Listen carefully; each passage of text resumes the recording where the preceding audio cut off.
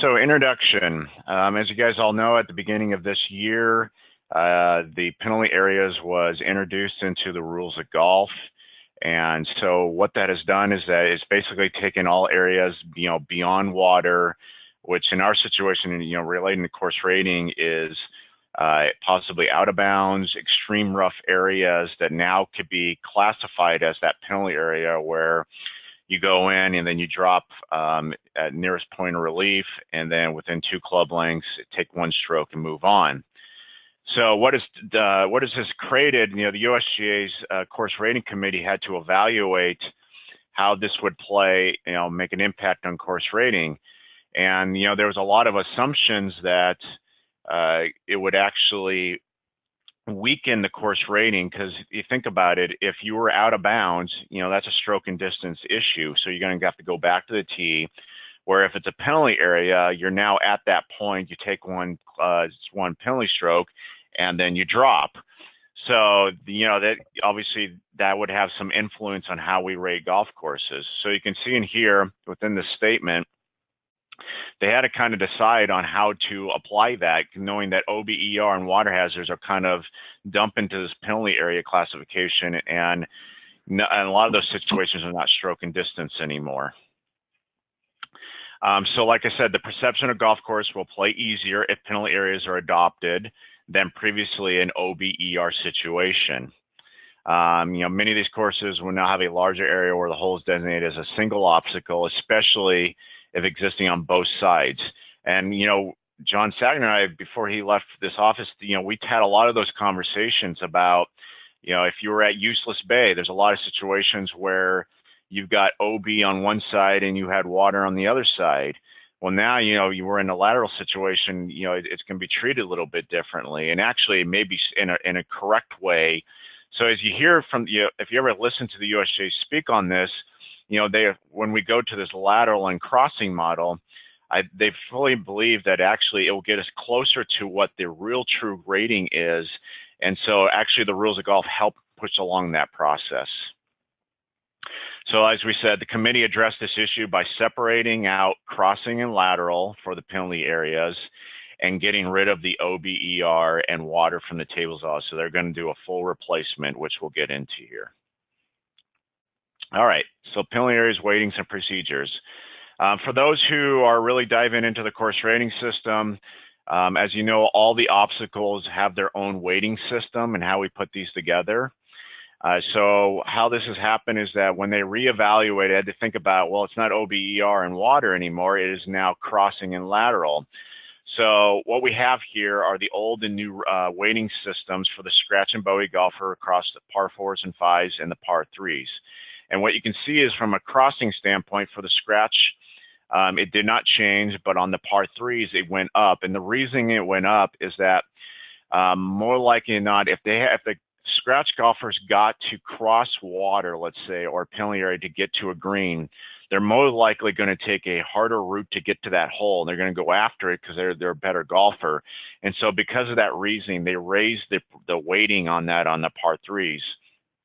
With the bogey golfer, they raise both categories up for all the pars holes because, frankly, a crossing situation is very daunting for that bogey golfer, regardless of men or women. And so they felt that the weighting needed to be higher in this situation. As a lateral situation, they may be able to bail it out, where the crossing is they've got to cover it regardless. So they felt that the weighting needed to go up in this situation for the bogey golfer. All right, so this is the brand new crossing rating table. Frankly, it should not look that much different than from what you saw in your original books. If you remember, under the water and OBER tables, you always had a crossing value that were on the side edges next to the yardages for the scratch and bogey golfers.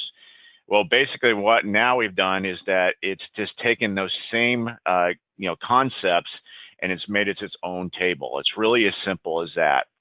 And what's nice about this is pretty darn straightforward. You're going to go find your nearest point of where they can cross and then add your 10 yards for safety. That's your number like we've done it before. And then you can go straight into the table and find your value. Now, what you might also find odd about this, and you may have already identified this, is that on the crossing table, you'll notice that under certain yardages for even the scratch and the bogey golfer, the value is 0. And certainly when I saw this presentation, that caught my attention immediately, as well as some of my colleagues. And because we've always taught that if an obstacle exists, the value must be always at least 1. And we've always taught you that as well. Well, in this situation, that the committee felt like there was under a certain, yardage in this situation, that it didn't deserve a value at all. And they've gone through this whole long process with it. So this is a bit of a change.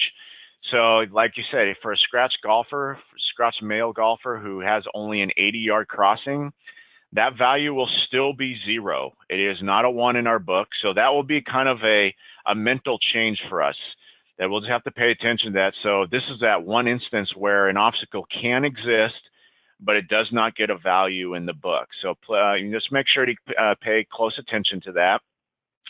What's also nice about this table, as you can see below, there's only 2 adjustments with the crossing table. Pretty darn simple.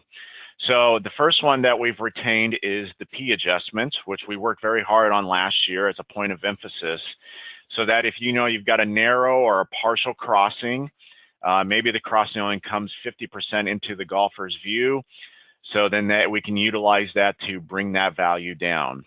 And the second one is the 2 adjustment, which we retained, where you may have to cross multiple times to reach your target.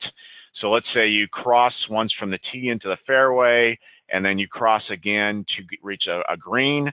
That is a situation where the 2 adjustment may come in play if the rating is 5 or higher. It just depends on how the values come out in the book.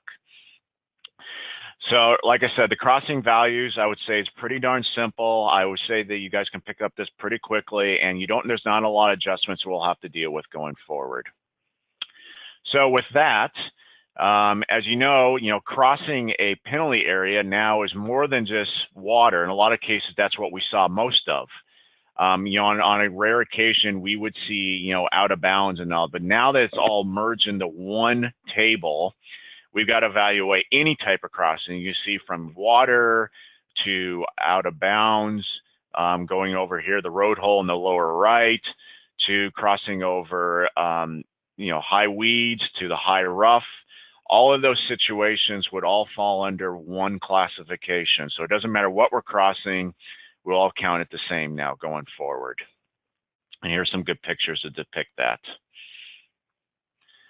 Okay, so here's an example. So we've got what we got here is it's the men crossing this water hazard, or now a penalty area, to the green. It's 155 yards from the tee box to the center of the green, and it's been determined that the safe carry distance is 120 yards. So knowing that, we would simply go to our table at 120 yards for the scratch and bogey golfer. So for the scratch golfer, that would fall under a 1, and for the bogey golfer, that would fall under a 4.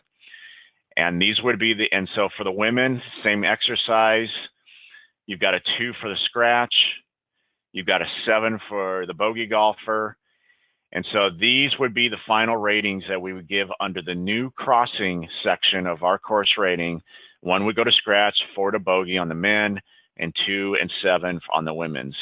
Like I said, pretty darn straightforward. I think you guys have all had a lot of practice with this. Once again, it's just making sure you find your safe your crossing area, add 10 yards to give you that safe crossing, and then go right to your tables to get the final values and apply any percentages that may be necessary. All right, so that kind of finishes up the crossing section. Pretty darn simple. So what we're going to do here is go right into the penalty areas, which now we have the laterals. So that's the second part of this. So just like the crossing, any lateral, now we're looking at, OB, we're looking at water, we're looking at high rough that's been designated with a red line to be designated as a penalty area, now falls under this new lateral category. And if you look at the weighting, you can see for the scratch golfer, it's remained the same. For the par 3 is brought down, and the reason it's been brought down is because they elevated the crossing value to compensate for that. So the lateral weighting needed to come down. And then as you remember, the bogey golfers on the crossing values went up. So they had to bring that down on the lateral area because obviously it's safer for the bogey golfer. Obviously the crossing wood values would be a lot more daunting. So they felt like that had to be higher. So the laterals had to come down in this weighting scale. All right. So here is the new table and all of its adjustments. It's going to look very similar to the old OBER water table. Obviously, but we have some nuances to this that we haven't seen before, including a brand new adjustment that was introduced as part of this system. So just like we did OB and ER in water on any other lateral when it's on a table, you're going to go out to the center fairway, you're going to shoot to the side, left or right, and find what's the nearest one, and then you're going to go to your table to find out, what's the shot length, how far was it a full tee shot, just like you've done before, and then get your value out of it. This page will be very busy. As you can see, this is what it's going to look like once I give you the final insert to your books. So they've had to squeeze the men and women in here, and so that's kind of how it's going to be formatted going forward. So knowing that everybody kind of has a good grasp about how the table works, let's kind of work through the adjustments here in the new one and talk through them. The B adjustment for a bounce still exists. think we all know if we got a cart path along the side or something that would lead to the ball to bounce out of bounds or into the new penalty area, so even I'm messing that up, it's the lateral area, then we would need to add a B+1 to that. Likelihood also, if a fence or a tree or a side hill would have bounced it near back in, then you would apply the -1 adjustment, B adjustment to that situation on the lateral. The new adjustment that's been introduced was the K adjustment. The K was also left for many years because of Dean Knuth, who was a pioneer in all of these systems. Well, they finally had ran out enough, they didn't have enough letters, so K was left, and so they had to add this into our vocabulary. So how the K adjustment works is that if a lateral penalty area is going to remain as a stroke and distance, so out of bounds, lost ball, if that's going to be left alone in its traditional state, then we need to add a +1. And we've got an example here where I'll show how this works. But if you're in the center fairway and you're shooting right, and that's the only lateral obstacle in your way, and it's traditional out of bounds with white stakes, then whatever value you get out of the table, you're going to add in a +1 adjustment to that number to give you a little bit higher. The P adjustment also was retained, very much so. If you got a percentage lateral on your side there, where it may be a narrow, let's say it's a narrow creek, or it only takes up a percentage of that side, you may want to apply that percentage as well. Also, you may want to use percentage, especially if it is a lateral area, but it's not as thick. You may be able to recover. You may want to use the P adjustment as well. The Q adjustment was retained for squeeze. And this is a situation where if the lateral on both sides, really comes in on the fairway close, obviously within 20 yards or 15 on both sides, then the Q adjustment of +1 or +2 would be applied in this situation. The S adjustment, as you remember from the water table, has now been retained under lateral. So that's where you apply it now. In the lower right there, you can see that table looks very similar to what it was. You must have at least a quarter of that green surrounded by some lateral obstacle within 5 yards to get those adjustments. And obviously, if you have over half and it's within less than 5 of the edge of the green, then you get a +2 adjustment.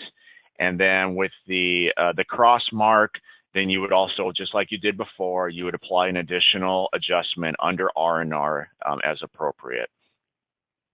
And then the last adjustment is the 2 adjustment. As we talked about before, if a lateral obstacle comes into play on 2 or more shots with a rating of 5 or higher, then depending on the total value of those coming together, 11 or less, you get a +1, or if they are equal to 12 or more, then you give a +2 to that. So very similar use when it was under OBER and water, but now being treated under the lateral. So kind of a busier table, but a lot of things that are very similar, other than the new K adjustment where things are going to be treated. And honestly, I think we'll be utilizing the K adjustment a lot as I've talked to golf courses around and they've been inquiring about how the new rules are going to apply to course rating. Many of our golf courses are retaining traditional out of bounds instead of going to penalty areas. So I think that we will see a lot of the K adjustment when we start rating this year. Okay, penalty areas. So as just like crossing, all obstacles now fall under the penalty area of lateral. So as you can see, it may be water, it may be out of bounds, it could be high rough. All of these would be treated under that same table going forward. So it's, like I said, it's going to be a little bit of an adjustment for going forward, but I think ultimately this will be easier in the rating process. And, you know, I talked about, you know, being complicated because I remember some situations where on some previous ratings, like number 9 at Gig Harbor and number 9 at Salish Cliffs are two examples that come to mind very quickly, where they were two crossing areas on the tee shot, which were started as an ER crossing, which then converted into a water crossing before you reached the fairway. And so under those situations, it was very difficult to determine what was the appropriate value to play on both tables. Now it's just one full crossing. And so that will do, I think in a lot of those situations, it'll be a lot easier to rate going forward. Okay, so here's an example for penalty areas on a lateral situation or a lateral obstacle. So the player is going to tee off. The hole here is 275 yards for the women's golfer. And so the bogey golfer hits it out there on their tee shot, as you can see under B1, and they've got a 42 yards to the left to a road, which is an out of bounds situation. Then the women's golfer from that same tee shot hits it to S1. They now have got a 37 to their left to the road, which is an out of bounds situation as well. Then they've got their final approach shots that come into a green that is now 28 yards to the left to the road, which is out of bounds as well. So from there, we've got to decipher what is the highest value and get our total values for the new lateral column.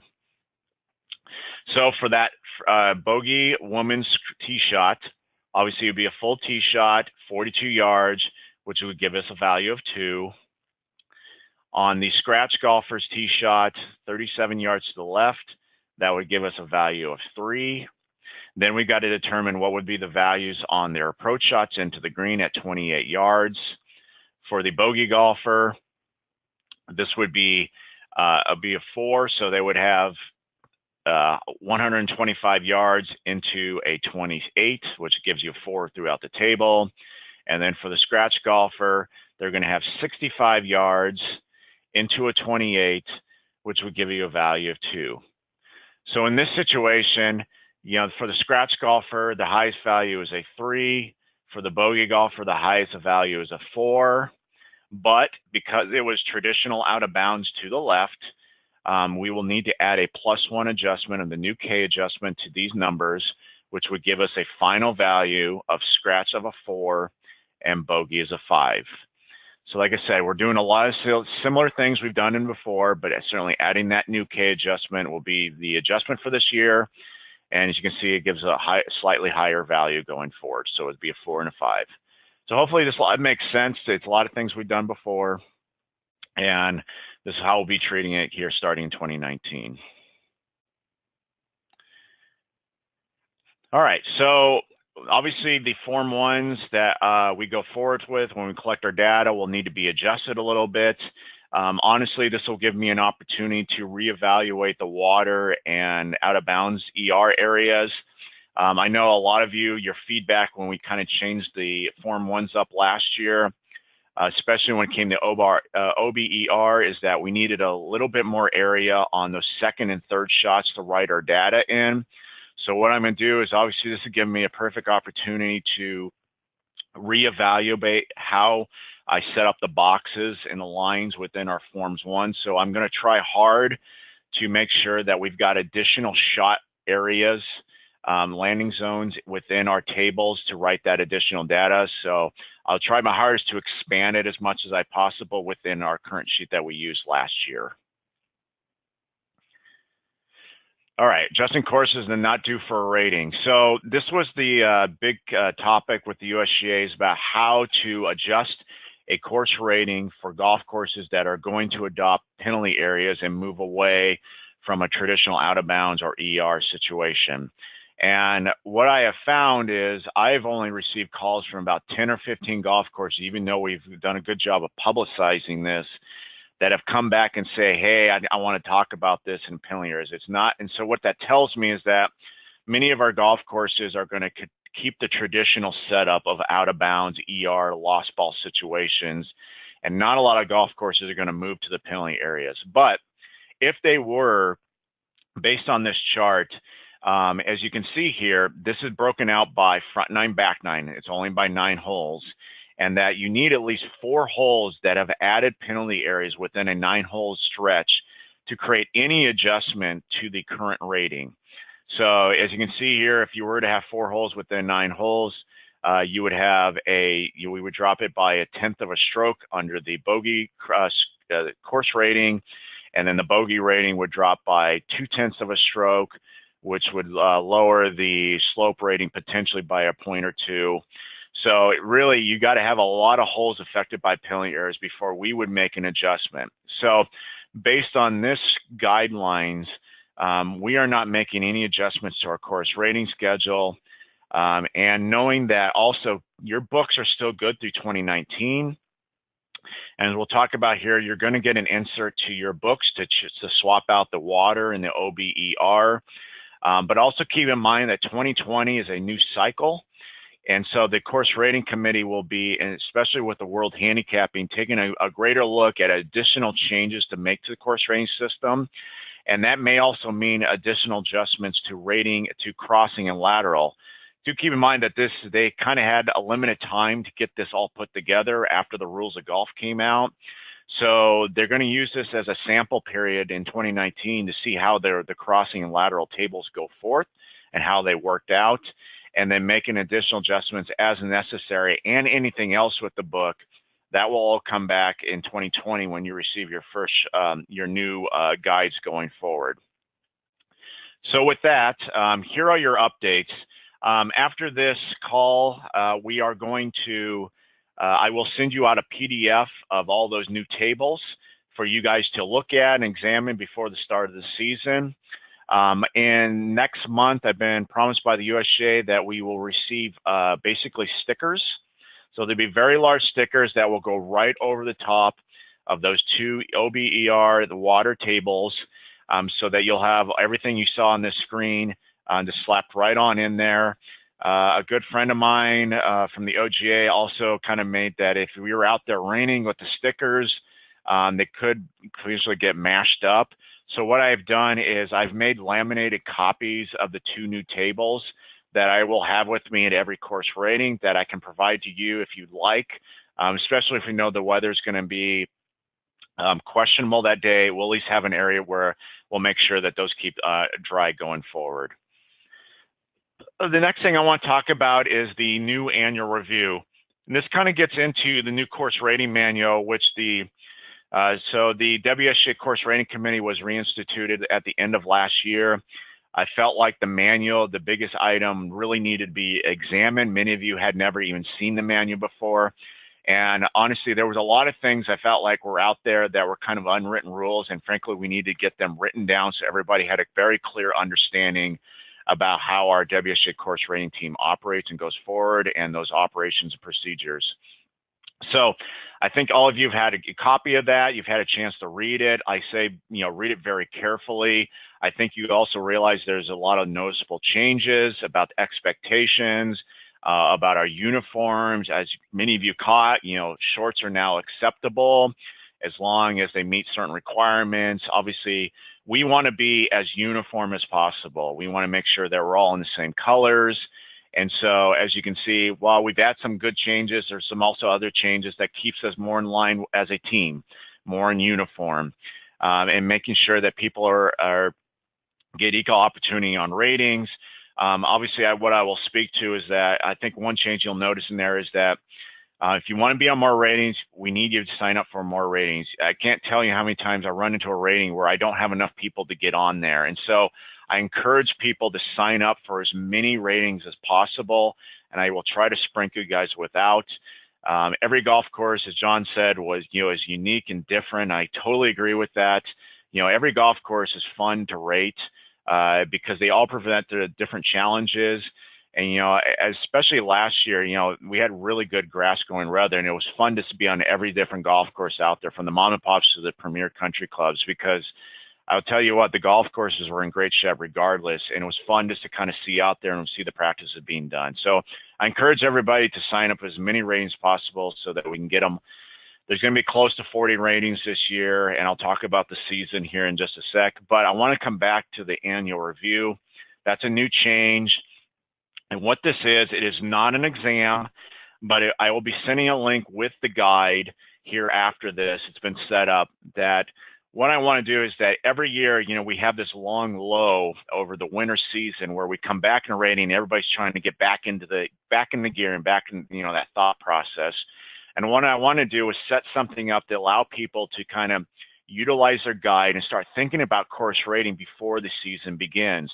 And so that is why it is a requirement that this thing, the course rating annual review, be completed before the start of the season, so that you'll be assigned to course ratings. Without it, I'm going to hold off assigning before you get it done. This year's annual review is about, I think, 23 questions. I'm going to send you a link. You'll see it's a multiple choice. You answer it, submit. I'll see that your submission, you're not going to be graded on it. The exercise is simply set up so that you guys have an opportunity to get your brain churning about course rating. I will say that this annual review will have no questions on lateral crossing, because this is a new exercise for all of us, and we'll be training and learning together on our first ratings as we get started on the season. So that link will be coming out here shortly. And then lastly, like I said, there's going to be about 37 to 40 course ratings. I am about 2/3 of the course rating confirmed this year. I've still got some logistics to work out with some of our golf courses that need to be rated this year. So I believe that the course rating season and schedule will be sent out around 2 to 4 weeks from now. I'll try to get in your guys' hand as soon as possible. I will be, as soon as all the submissions come back, I will be posting the entire year schedule instead of breaking it up into thirds like I did last year. So everybody has a purview of the entire year and what ratings they will be on, including what the waiting list is for the people on below. So like I said, it's going to take me a few weeks here to get some logistics sorted out. But what I can say is that the course rating season is starting a little bit early this year. We are starting on April 30th. And that is down in Walla Walla at Walla Walla Country Club. And then the following day is at Veterans Memorial. So that is where our season will begin. And our season will end sometime in September. So more information to come on that. And like I said, I will try to get the schedule in your guys' hands as quickly as possible.